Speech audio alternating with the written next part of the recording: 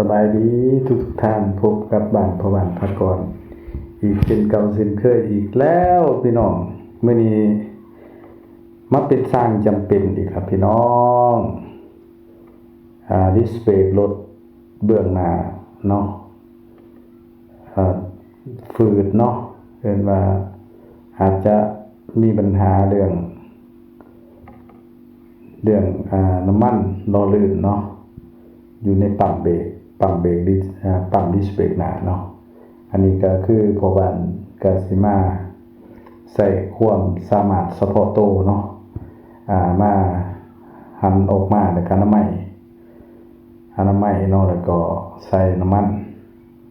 แล้วก็สิประกอบเข้าคืนเนาะก่อนอื่นก็หันเนาะหันกงหน้าเบื้องดิสเบรกออกมาเนาะออกมาแล้วก็ลองหันเอาดิสเพลย์ออกมาเบิ่งเนาะมาเบิ่งแล้วก็เอาไม้แห้งบีบปั๊มดิสเพลย์เข้าเนาะเพราะว่ามันเวลาเฮาใช้งานมันสิดันออกมาเนาะเฮ็ดให้เวลาประกอบพาดิสเพลย์เข้าบ่ได้เนาะก็เอาไม้แห้งดันเข้าให้มันจดจำเด้อพี่น้องเด้อจดจำเวลาเฮาประกอบพาดิสเพลย์มันสิง่ายเนาะแล้วก็เอาหยอดน้ำมันใส่ปั๊มน้ำมันเนี่ยจะเป็นน้ำมันเครื่องหรือว่าน้ำมันจักรนิพพาก็ได้เด้อตัวจักรนิพพานี่มันสิรอลื่นดีกว่าเนาะตัวน้ำมันจักรนิพพาสิเห็นเนาะในเวลาเขาเจ้าพวกนิพพานิพเครื่อง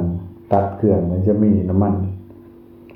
เฮาน้ำมันตัวนี้ไปหยอดใส่ปั๊ม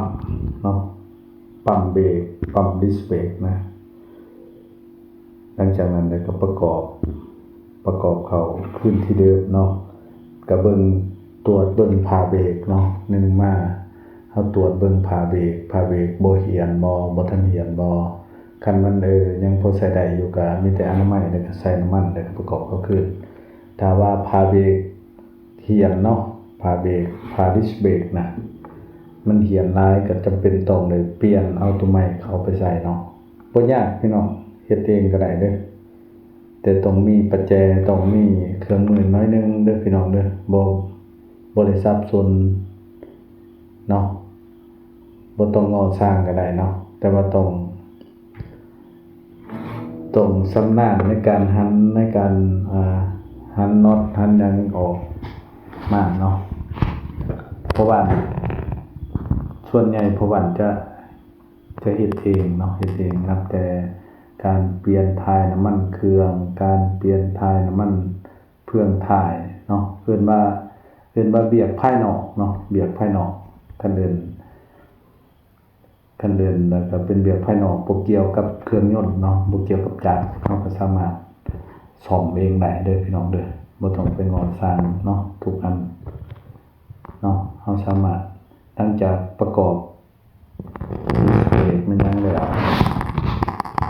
แต่ก็ประกอบเข้าขึ้นพี่น้องก็ลองเบิ่งเนาะลองเบิ่งว่ามันม่อนบ่นี่พี่น้องมันต้องแบบสี่เนาะเวลาเฮาประกอบเขาแล้วเนาะแต่ว่าเวลาเฮาไปนิ่มเบรกเขาเนาะไปกำเบรกนี่มันก็สิฝืดหน่อยนึงเนาะเพราะว่าดิสเบรกมันแคบๆเด้มันแคบแต่ว่าคันฝืดหลายนี่มันใส่การบ่ได้เนาะมันต้องเลยเอาออกมาอนามัยมาล้างเนาะนี่พี่น้องถือว่าสำเร็จเนาะก็สิหันประกอบเข้าคืนเนาะแต่ว่าน็อตมันนี่เฮาก็ต้องเลยใส่จระบีเนาะเพื่อสะดวกในการหันเข้าแล้วเพื่อจะบ่ให้มันเสียดสีหลายได้เฮ็ดให้เกี่ยวทั้งในมันหลุยเหี่ยนเนาะอันนี้เฮาต้องเลยใช้จระบีเนาะที่ว่าบ้านพอวันพักก่อนอื่นกะแลตเนาะกะแลตน้ำมันกะแลตแต่ว่าเพื่อนบ้านเดินเนาะจระบี